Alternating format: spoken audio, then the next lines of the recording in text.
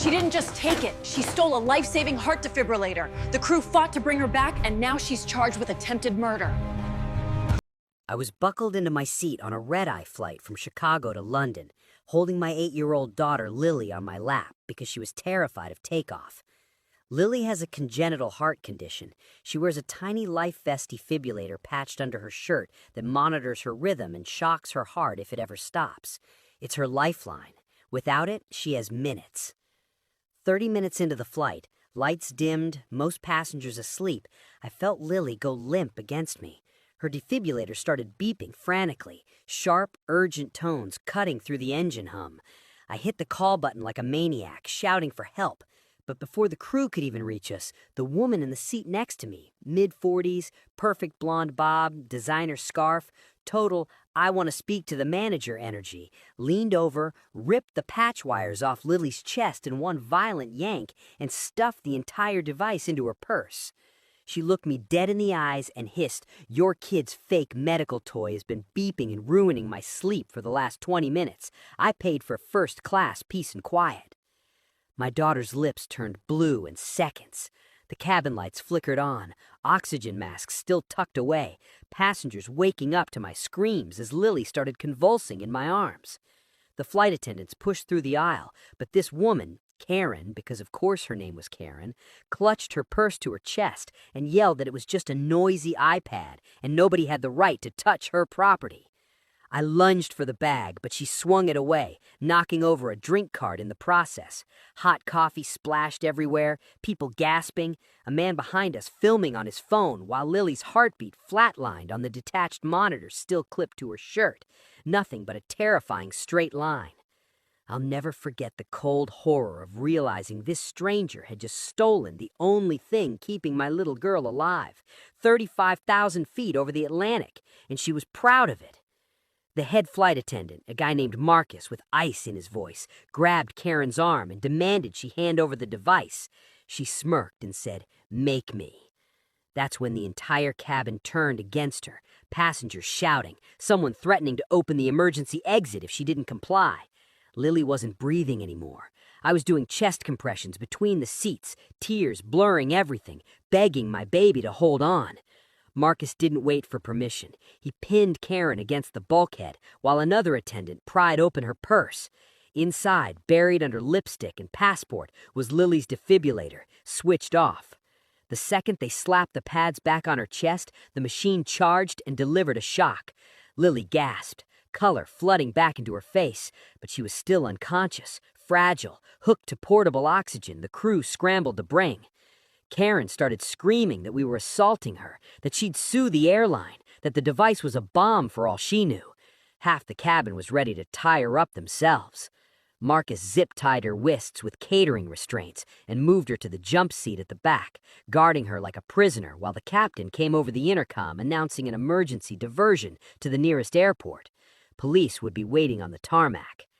I sat there cradling Lily, watching the heart monitor finally settle into a steady rhythm, while the woman who almost killed my daughter glared at me from across the cabin like I was the one who'd done something wrong. I had no idea why she hated us so much, why she'd risk everything over a few annoying beeps.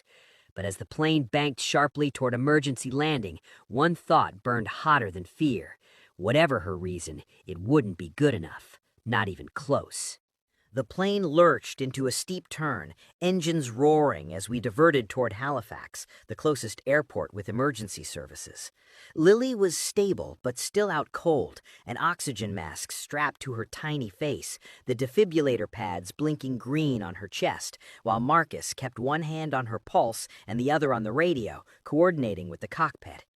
I couldn't let go of her hand, knuckles white, staring at Karen zip-tied to the rear jump seat, her face red with fury as she twisted against the plastic restraints. She wouldn't shut up. Even with half the cabin glaring daggers, she kept yelling that we'd all be sued for assault, false imprisonment, emotional distress, anything she could think of. A businessman across the aisle finally snapped, "Lady, you almost murdered a child over noise."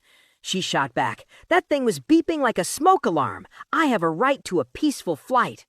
People gasped. Someone muttered, "Psycho." Phones were out everywhere, recording her every word. Then Karen changed tactics. Her voice dropped to this fake sweet tone, like she was talking to a toddler. "Sweetie," she called toward me, loud enough for everyone to hear, "maybe if you disciplined your daughter better, she wouldn't need all these dramatic gadgets disturbing paying customers." I felt my blood boil so hot I almost stood up, but Marcus put a gentle hand on my shoulder and shook his head. No, not worth it, not with Lily in my arms. The turbulence hit hard, seatbelt sign blazing, trays rattling, overhead bins creaking. The captain came on again. "Folks, we're descending rapidly. Expect bumps." Drinks spilled, a baby started crying 2 rows ahead, and Karen used the chaos to start kicking the bulkhead behind her. Bang, bang, bang, screaming that she was being kidnapped and needed medical attention herself because the ties were cutting off circulation. A flight attendant tried to calm her. Karen spat in her face, literal spit. The attendant recoiled, wiped it off, and walked away shaking. That's when the passengers lost it. An older woman in premium economy stood up despite the turbulence and shouted, "You're the one who should be cut off from oxygen." A ripple of dark laughter spread, but it died fast because Lily stirred in my lap, whimpering. I whispered to her that Mommy was here, everything was okay, but my voice cracked. Karen heard it and smirked like she'd scored a point. Marcus radioed the cockpit again, voice low.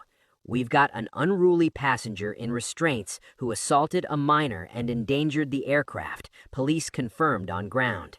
Karen overheard and went nuclear. She started thrashing so hard the jump seat rattled, yelling that the defibrillator was a hoax, that Lily was faking for attention, that I was scamming the airline for free upgrades. Every accusation felt like a slap. I'd spent years fighting doctors, insurance, schools to keep Lily alive, and this stranger was undoing it all with words. A guy in a Marine's hoodie 2 rows back stood up, towering even in the cramped aisle, and walked straight toward her. The whole cabin went silent except for the engines. He stopped right in front of Karen, looked down, and said calmly, "Ma'am, one more word out of you, and I swear on my life I'll make sure you never speak again." Karen's mouth snapped shut. For the first time, actual fear flashed in her eyes. The Marine stayed there, arms crossed, personal bodyguard until we landed. But Karen wasn't done.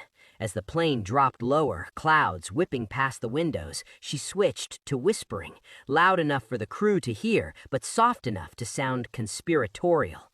She told the nearest flight attendant that she knew for a fact the child's device was illegal, that she'd seen me plant it as a stunt, that she had connections with the FAA and we'd all be arrested instead. The attendant ignored her, but I saw doubt flicker on a younger crew member's face, just for a second, and it gutted me. Then the landing gear dropped, flaps screaming, and Karen made her boldest move yet. She started fake crying, big theatrical sobs. "I'm claustrophobic. You're triggering my PTSD. I can't breathe." Tears streaming, mascara running, the full performance. A few passengers actually looked sympathetic for half a second until she added, "That brat's fake heart attack ruined my vacation." The sympathy evaporated. Someone threw a blanket at her head. We touched down hard, reverse thrusters roaring, emergency vehicles already flashing blue and red along the runway, visible through the windows. The second the plane stopped at the gate, armed Canadian police boarded. 4 officers, serious faces, straight to the back. Karen switched in an instant from hysterical victim to ice queen. "Officers, thank God, these people attacked me unprovoked. I want them all charged." The lead officer didn't even blink. He looked at Marcus, who handed over the recovered defibrillator, still sticky with Lily's electrode gel, then at the dozens of phones pointed their way. "Ma'am, you're under arrest for endangering the life of a child and interfering with flight crew." Karen's face went white as they cut the zip ties just to replace them with steel cuffs. She started screaming again, but this time nobody was listening. Paramedics rushed in for Lily, wheeling a stretcher down the narrow aisle. I carried her myself, refusing to let go, stepping over Karen's designer luggage scattered in the chaos. As I passed her, she locked eyes with me one last time and hissed something I'll never forget. "You have no idea who I really am." I thought it was just another empty threat from an entitled monster. I was wrong. So wrong. We deplaned into a private medical bay at Halifax Airport, Lily on a stretcher with paramedics pumping warm oxygen into her lungs while I walked beside her, stroking her hair, whispering promises I wasn't sure I could keep.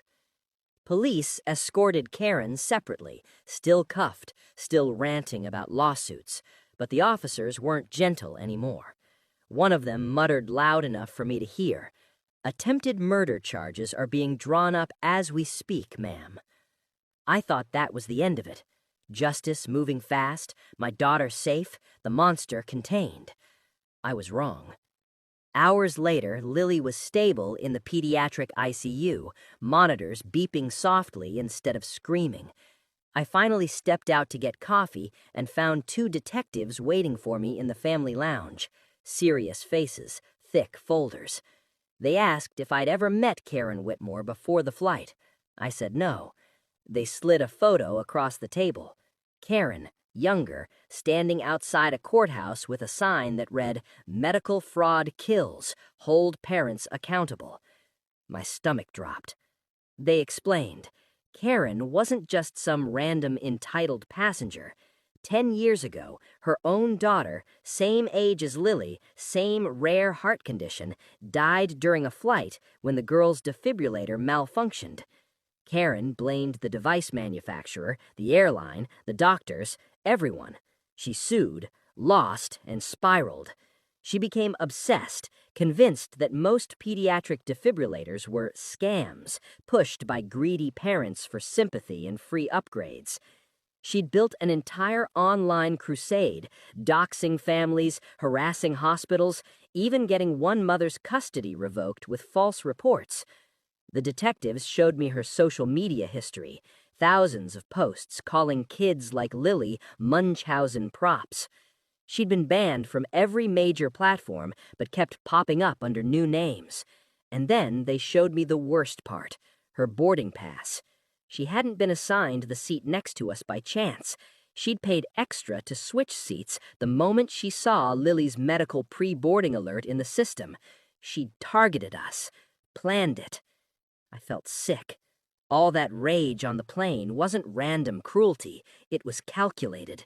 She saw my daughter's device beeping as her opportunity to prove her conspiracy, to punish a mother she believed was just like the ones she hated.